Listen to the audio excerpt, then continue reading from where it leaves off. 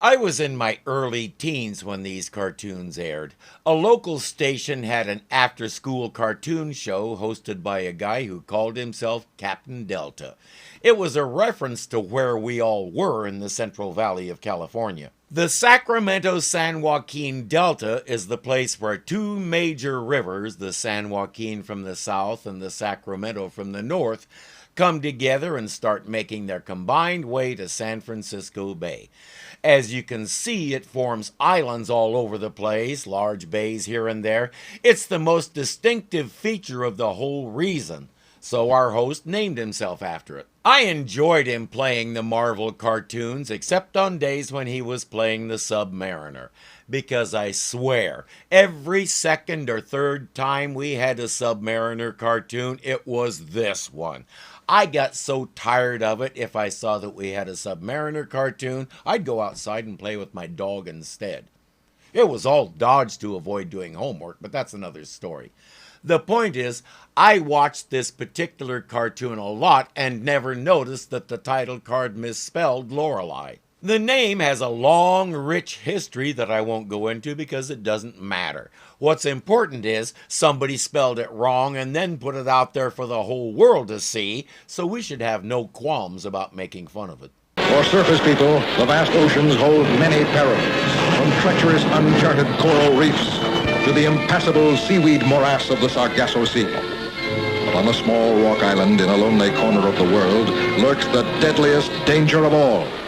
For it is here that the gorgeous, evil Lorelei lures unwary sailors to their watery graves. The ancient Greek writers gave lots of names to the sirens. Lorelei wasn't one of them. That makes sense because Lorelei is German, not Greek. The actual Lorelei is a big rock in the Rhine River. A legend says a young woman named Lorelei committed suicide there and transformed into a siren, but she did her thing in the river, not the ocean. At the same time, we want our viewers to be able to pronounce the names of the characters, and Lorelei is a lot easier to say than Thalciope. Ah, me, another one. Once 'twas great fun to entice these foolish seamen to their doom, but the last century or so this pastime has begun to pall. If only I had someone with whom to share these simple pleasures. Ah, perhaps the time has come to take a mate. I have a feeling how hard it is to find one will depend on whether you behave like a lioness or a praying mantis.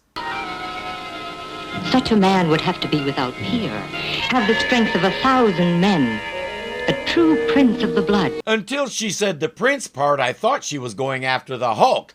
But, of course, it has to be Namor. It's his show. I shall summon him and he will come to my side, for my siren song is irresistible.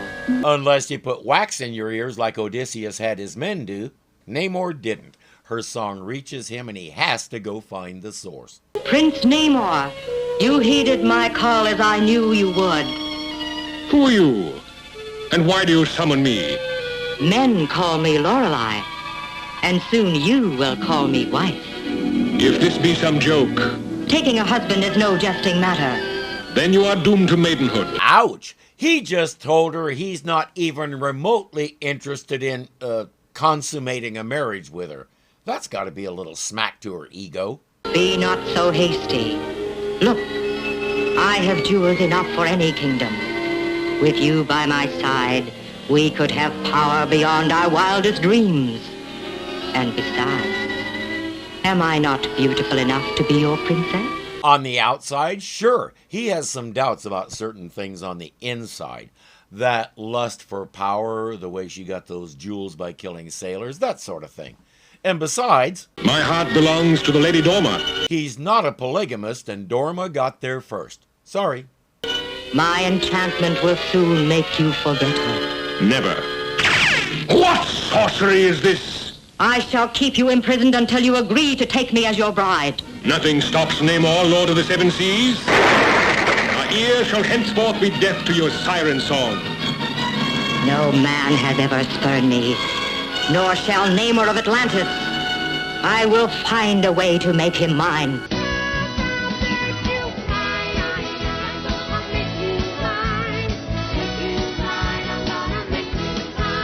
While Namor heads home to Dorma, Lorelei plots. If 'tis the Lady Dorma who stands between us, then she must be disposed of. I have a plan. One that is sure to bring the arrogant Namor to his knees and ensure the riddance of Lady Dorma. Sure, because he's bound to fall in love with the chick who did away with the woman he actually loves. Isn't that how it works? You can force someone to love you, right? And it's okay to kill rivals, yes? The song travels to a dark and forbidding corner of the realm, and from his slimy depths, the mud beast, fearsome monster of the deep, rises to the call. Lorelei, she commands me to go to Atlantis. There you go, Lorelei. He actually likes you. Marry him.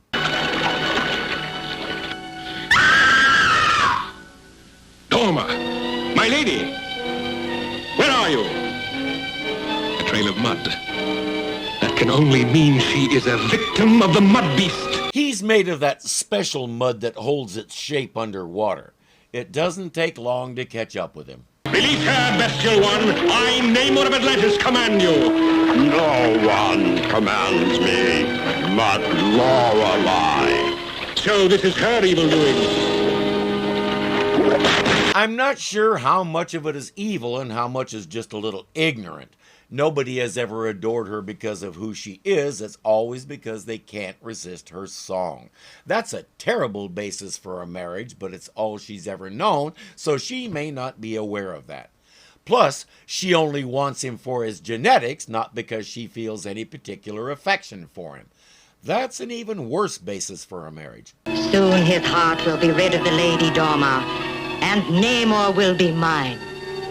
The invincible mud beast will fight to the death to obey my slightest wish. If he's invincible, he shouldn't have a death to fight to. If he can be deathed, he's vincible. To the death. Oh no, Namor will be destroyed. I must stop the mud beast. All my plans will have been in vain. This is known as not thinking it through first. She's too late, Namor is unconscious, and the mud beast is heading to parts unknown with Dorma. At least it's supposed to be parts unknown. Namor doesn't even have to guess. Once he wakes up, he heads for Lorelei's island. Where am I? So, you are the Lady Dorma. Who are you? I am Lorelei, soon to be betrothed to Namor the First of Atlantis. He would not wed with such as you. He will follow and find me. Yes, he will come, but not until it suits me. My sea dragon will keep him occupied while you and I trade places. By the time Namor defeats the dragon, it's done. Namor, I knew you would come. Where is Lady Dorma? You know me not? How's he supposed to? Beyond the obvious, I never really figured out what Dorma was good for in these stories. She does nothing all day but pine away for her prince, and she's not too bright. I know you are evil and conniving. My prince, save me from this wicked sorceress. You're safe. Trust her not. 'Tis you I do not trust. Please, listen. Only because you are a woman do I spare you. But if ever again you plague any citizen of my realm, you shall know the wrath of the mighty Submariner. She could always try shouting something at him that only he and Dorma would know, but as I said, she's not too bright. Once he takes the deadly Lorelei inside the gates of Atlantis, then all is lost forever. And the best thing she can come up with to do is stand there and whine about it. I rest my case. In Atlantis, Lorelei is discovering it's not that easy to be Dorma. Ah, my lady, thank Neptune you are safe. Out of my way, old one. She is but weary from her journey. Of course, of course. I am weary. Escort me to my chamber. You'll find no mud beast waiting, and my own guard shall stand outside your door. Perhaps 'tis the strain of her experience, but I'm certain she knew not where her chambers were. Not to mention the way she treated Vashti. Namor's making excuses. Vashti is making inquiries. What wild lies are these you bring?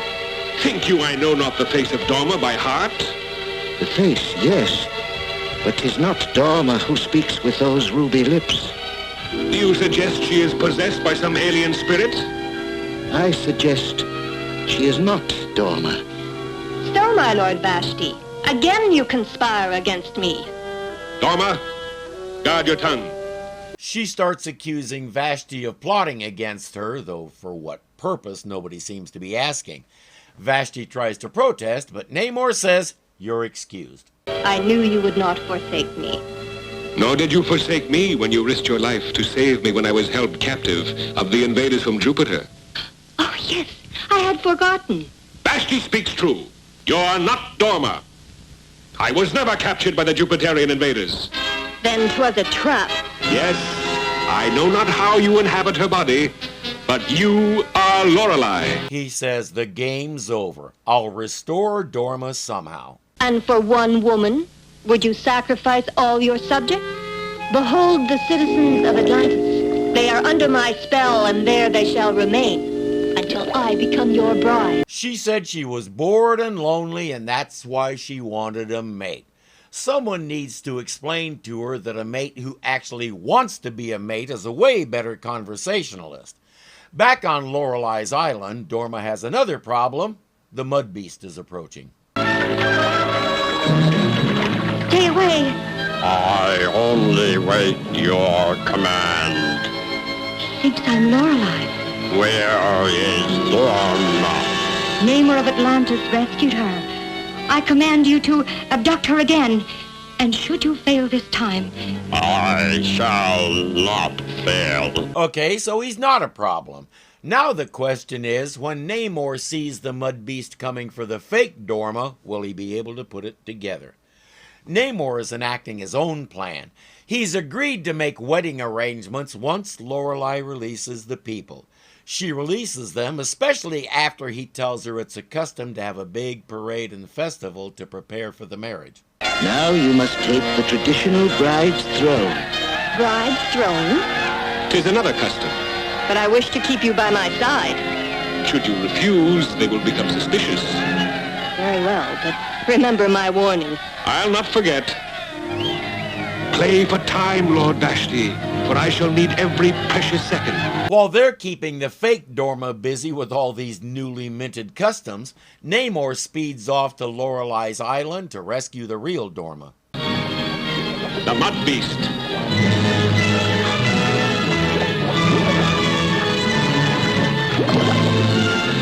I must stay out of his reach.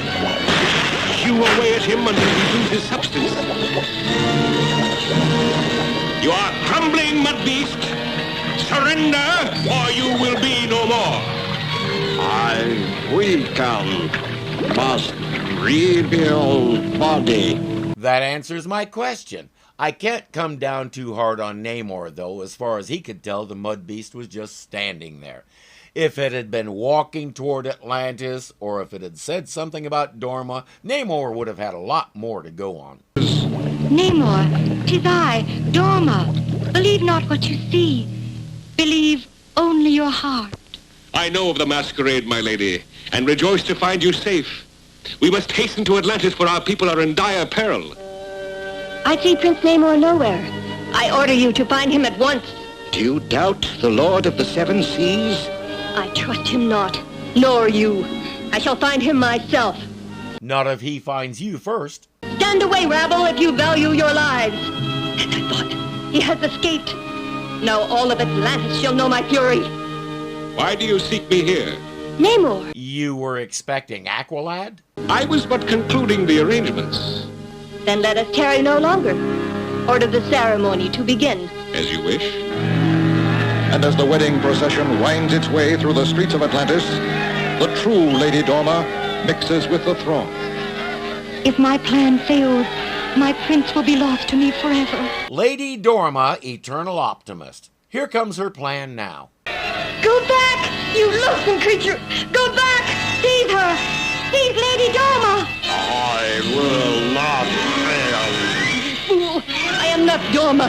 Stop him! No, I command you not to interfere. She sort of forgot that he only obeys Lorelei, and he only knows who Lorelei is by her appearance. There's only one thing to do. She is changing! She is not Dorma! Her plan failed. Smackdown number 1. You are Lorelei. I obey you no more. Smackdown number 2. There is the real Lady Dorma. She whom you see before you is the evil Lorelei. In the struggle with the mud beast, she has lost her voice. Smackdown number 3. And therein lies your true punishment. And now I banish you to your barren island for all time to come. Your siren song will be heard nevermore. Imperious Rex. And number 4. I had a special request to show Namor saying, Imperious Rex. If the mud beast didn't crush her larynx, her voice should recover in time. If he did crush it, she should be dead, but maybe it doesn't work that way with sirens. In any case, when she got back to her island, she realized that her mistake was using an ignorant mud beast. So she used some of that treasure to build Mud Beast University. Educated mud beasts made much better henchmen. Stronger than a whale, he can swim anywhere. He can breathe underwater and go flying through the air. The noble submariner, prince of the deep, will be ready any demon. Lord Namor of Atlantis is the prince of the deep. Big parade and festival buys island. And that's that. I'm going to do that again. I didn't like the way that last sentence came